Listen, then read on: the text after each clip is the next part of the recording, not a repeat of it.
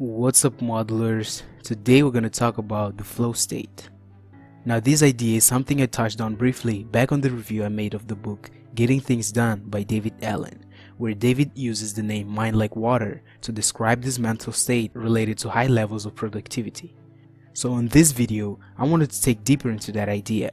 I want to explain more about this mental state and share with you 3 interesting tips I found that can help you get back to this productive mental state with more frequency. The flow state is something we all experience from time to time, whether it's in sports, studying, or in any other activity that we enjoy to spend time with. It's easy to describe this state. Things just happen naturally. You become very productive and engaged with whatever it is that you're doing. You're very relaxed and with a clear mind. In this state, as Aaron Ralston said, you're just thinking about what's in front of you each second. The only negative part of all of this is that this state does not seem to last long enough. It comes and goes very quickly and randomly, which makes us think we have no power and no control over it, and that people only get into it by mere chance. But that's not quite true, since there are some people, athletes for example, who kinda know a way into this state, people who manage to get into this mental state very frequently.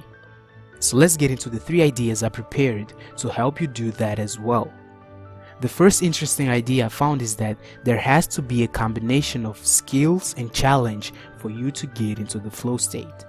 According to studies conducted by the author of the book Flow, Mihaly Csikszentmihalyi, you are more likely to get into the flow state if you have a high level of skills on the activity you're working on and you're at the same time experiencing a challenge in that situation. This explains why, as I said before, most athletes are known for their ability to get into this mental state. And there's an interesting fact about this. Most athletes usually do not make the performances of their lives while training. Athletes do not break world records in a training session. They do it in competitions. They do it in situations where they have both skills and a challenge combined. That's when they get into the flow state and do incredible things. Only being skilled at some task or only feeling challenged by it is not enough to get you into the flow state. There has to be a combination of them. There has to be both experience and passion. Once you have them both, you are more likely to experience flow and with more frequency. The second idea I found is from the book Getting Things Done. David Allen's suggestion to get you back to this mental state and do it with more frequency is to make room in your psyche, decluttering your mind, giving your mind space. The flow state is directly related with the amount of clutter in your mind. The lower the level, the closer you are to attaining flow. This explains why a lot of people recommend meditation to get you into the flow state, since it's easy to get stressed these days.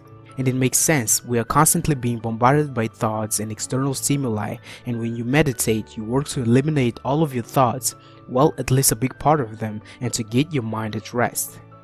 The flow state usually comes when you're fully present in what you're doing. It normally comes when you're mentally and physically engaged with the task, and not when you're worrying about problems of the different areas of your life. When you're home, for example, with your family, but all you can think about is that project you're working on, then it will be very hard for you to get into the flow state. And the opposite is also true. When you're at work but you cannot focus on what you have to do, you're thinking about your family issues, and all you want to do is get back home, then you're heading the wrong way. One simple trick I use to get my mind clear is to write my thoughts down. Unless you externalize them, your thoughts will stay in your mind. I've talked about this technique in a couple of videos I made. When you get your plans and ideas on paper, your mind gets space. When you get your thoughts on paper, you get more room in your psyche. And with your mind calm and clear, you can easily focus on whatever it is that you decide to put your attention on. Which in other words means that you are now one step closer to getting into the flow state. The third and final idea is something I learned from the book Unlimited Power. You've probably heard that people's behavior is the result of the state they are into. After all, flow state is simply a state, right? And according to Anthony Robbins, there are 2 things that get a person into a state. First, you get into a state by forming internal representations. These are your mental visualizations, the things you imagine, and your self-suggestions, things you say to yourself, your internal monologue. And second, the quickest and most effective means by which you get into a mental state is by adjusting your physiology, your body posture, your facial expression, and so on. This means that imagining yourself and start behaving as if you are already experiencing the flow state will draw you into it.